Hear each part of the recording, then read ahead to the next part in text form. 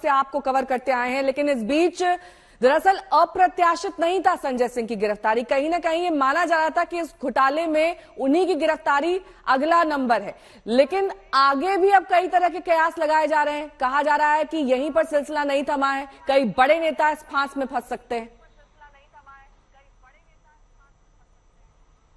देखिए बिल्कुल नेहा, क्योंकि जब ईडी कहीं रेड करने पहुंचती है ऐसा अनुमान नहीं होता है राजनीतिक दलों को कि पहले दिन ही कुछ ही घंटों में गिरफ्तारी हो जाएगी। और सबसे बड़ा राजनीतिक नुकसान ये आम आदमी पार्टी के लिए है। हमारे साथ यहाँ पर आम आदमी पार्टी के विधायक दिलीप पांडेय जुड़ गए हैं, क्योंकि मनोज तिवारी ये कह रहे हैं कि अब अरविंद केजरीवाल की बारी है। देखिए, हम ये आज जो बातों बातों में तिवारी जी ने कह दिया, ये हम लंबे समय से कह रहे हैं कि भारतीय जनता पार्टी ने अब ये गिरफ्तारियों का सिलसिला 2024 के मद्देनजर शुरू कर दिया। हाँ। भाजपा चुनाव कैसे लड़ रही है? भाजपा चुनाव अपने संगठन के दम पे नहीं लड़ रही है। ग्राउंड पे जाके देखिए, पब्लिक उनसे नफरत कर रही है। भाजपा चुनाव लड़ रही है ईडी और सीबीआई के दम पे। गिरफ्तारियों के शुरू होने का मतलब कि भारतीय जनता पार्टी के जनरल इलेक्शंस के चुनाव के प्रचार का अभियान शुरू हो गया। संजय सिंह शेर हैं, कट्टर ईमानदार हैं, और मुझे लगता है कि प्राचीन समय से हम देखते आ रहे हैं कि जो भी राजा घबराता है ना, तो जिसे घबराता है उसे जेल में डाल देता है। प्राचीन काल से चला आ रहा है। मोदी जी भी वही कर रहे हैं, भाजपा भी वही कर रही है, लेकिन जनता इनकी हकीकत को पहचान चुकी है। आम आदमी पार्टी आज उसके खिलाफ अपनी आवाज बुलंद करने के लिए यहाँ पे इकट्ठा हुई है, और हमें विश्वास है, हजारों रेड पड़ चुकी है, दुनिया भर के, 1 रुपया नहीं मिला है कहीं से भी। 1 रुपए का मनी ट्रेल ये कनेक्ट नहीं कर पाए किसी के साथ। तो ये सिर्फ और सिर्फ हार के डर से और बदले की भावना से किया। लेकिन इस बीच भारतीय जनता पार्टी ने एक पोस्टर जारी कर दिया है, 2 कैदी, उसमें तस्वीर है, एक तरफ मनीष सिसोदिया की, एक तरफ संजय सिंह की। बीजेपी लगातार पोस्टर के जरिए भी आप पर निशाना साध रही। भारतीय जनता पार्टी ने शुचिता की राजनीति करना कब का छोड़ दिया। हाँ।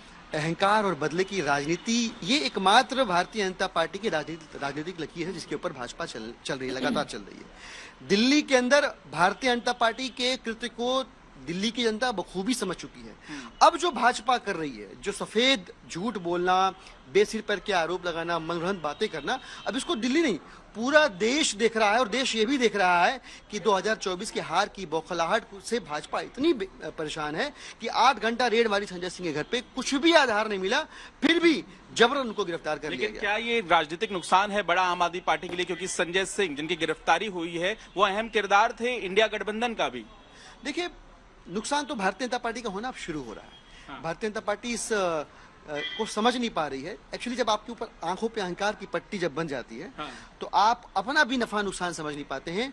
देश के सामने भारतीय जनता पार्टी की नफरत की और बदले की राजनीति एक्सपोज हो चुकी है।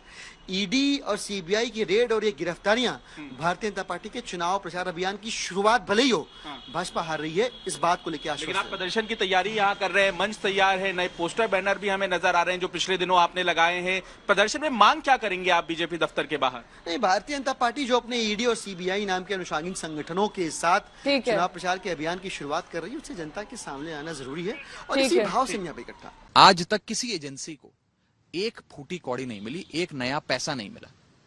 अगर कोई घोटाला होता तो पता नहीं कितने हजारों करोड़ रुपए बरामद होते, कितनी संपत्ति, सोना चांदी, जेवरात, गाड़ियां, बंगले, फार्म हाउस, जमीनें, कितनी संपत्ति बरामद होती, जो अक्सर घोटालों में होती है, नजर आता है। ये दिखाता है कि ये घोटाला नहीं, ये कोई अनियमितताओं का केस नहीं, राजनीति से प्रेरित भारतीय जनता पार्टी जो 2024 के चुनाव हारने जा रही है, उस हार को सामने देख डरी हुई है, घबराई हुई है। ये एक बौखलाई हुई बीजेपी जो आने वाला चुनाव हारने जा रही है, उस हार के डर से आनन फानन में ये काम कर रही है। केजरीवाल साहब ने कहा सत्येंद्र जैन कट्टर ईमानदार है, कट्टर।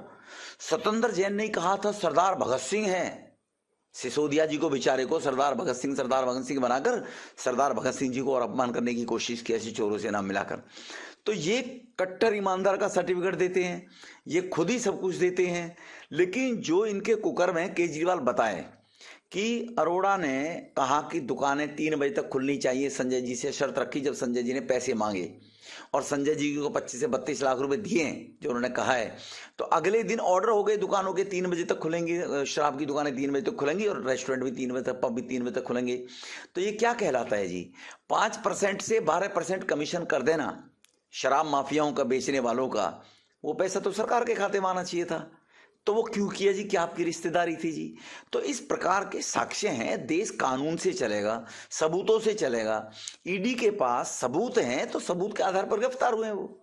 ये मोदी सरकार है जिसने तय किया है कि ना खाऊंगा ना खाने दूंगा, और भ्रष्टाचार मुक्त भारत के निर्माण में ये कदम उठाए जा रहे हैं। देश की जांच एजेंसियां भारत के नियम और कानून के तहत बनाई गई हैं ताकि देश में भ्रष्टाचार ना हो, अव्यवस्था ना हो। तो भ्रष्टाचार करने के लिए हमने नहीं कहा इनको। भ्रष्टाचार अगर किया है तो उसके खिलाफ जांच भी होगी और सजा भी होगी और कार्रवाई भी होगी और न्यायपूर्ण व्यवस्था के तहत कार्रवाई होगी। आज देश में गरीबी बढ़ रही है, बेरोजगारी बढ़ रही है, महंगाई बढ़ रही है, लोग परेशान हैं, दुखी हैं, आत्महत्याएं कर रहे हैं। और अगर कोई लोगों की आवाज उठाता है, कौन उठाएगा? विपक्ष उठाएगा, विपक्षी नेता उठाएंगे। अगर अब वो लोगों की आवाज उठा रहे हैं तो अब उनको झूठे मुकदमों में जेल में डाला जा रहा है। तो कहने का मतलब ये है कि अब 2024 तक, जब तक चुनाव है, भारतीय जनता पार्टी की केंद्र सरकार बहुत सारे विपक्षी नेताओं को जेल में डालेगी ताकि कोई जनता की बात ही ना कर सके, कोई विपक्ष की बात ही ना कर सके, ताकि चुनाव के अंदर आसानी से भारतीय जनता पार्टी जीत सके। मगर ये होगा नहीं। पंकज जैन मेरे सहयोगी जुड़े हुए हैं तमाम जानकारी के साथ। पंकज, जिस इंडिया गठबंधन की बार बार आपके नेता बात कर रहे हैं, मनीष सिसोदिया की गिरफ्तारी तो उस इंडिया गठबंधन के फॉर्मेशन से पहले ही हो गई थी। तो अब ये जो डर जिसकी बात वो कर रहे हैं कि बीजेपी को सता रहा है और आगे भी सताता रहेगा और गिरफ्तारियां होंगी, इसी का जिक्र तो हम कर रहे थे। देखिए बिल्कुल, क्योंकि आपने पिछले दिनों देखा होगा नेहा, किस तरह से संजय सिंह ने भी प्रेस कॉन्फ्रेंस करके जब उनका नाम चार्जशीट में कहीं सामने आया था तो सीधे तौर पर ईडी के खिलाफ हल्ला बोल कर दिया था और प्रेस कॉन्फ्रेंस करके कई सवाल खड़े किए थे और मानहानि तक की चेतावनी दे दी थी। लेकिन इस बीच राजनीतिक तौर पर क्योंकि 2024 का चुनाव आम आदमी पार्टी के लिए अहम है, 2 राज्यों में सरकार है और यहाँ पर एक बड़ा प्रेशर है कि अपनी भूमिका निभाना है और सीटें जीतनी है। ऐसी स्थिति में आम आदमी पार्टी की रणनीति क्या होगी? क्योंकि प्रदर्शन तो संजय सिंह की गिरफ्तारी के विरोध में हो रहा है और यहाँ पे जो आम आदमी पार्टी के नेता हैं वो लगातार पहुंच रहे हैं। मंच की तस्वीर हम आपको दिखा रहे हैं, यहाँ पे तैयार कर लिया गया है विरोध का और यहाँ पे जो नेता पहुंच रहे हैं उनसे बात करते हैं। मांग क्या है आपकी? बीजेपी कह रही है कि आम आदमी पार्टी डरने की बात कह रही है, लेकिन जांच तो होगी, भ्रष्टाचार किया है। देखिए, भ्रष्टाचार किसने किया है ये सबको पता है। भारतीय जनता पार्टी के राष्ट्रीय अध्यक्ष रक्षा सौदे के मामले में दलाली करते हुए ऑन कैमरे पकड़े गए हैं। कैमरा के सामने 1 लाख रुपए की रिश्वत ली थी बंगारू लक्ष्मण जी ने।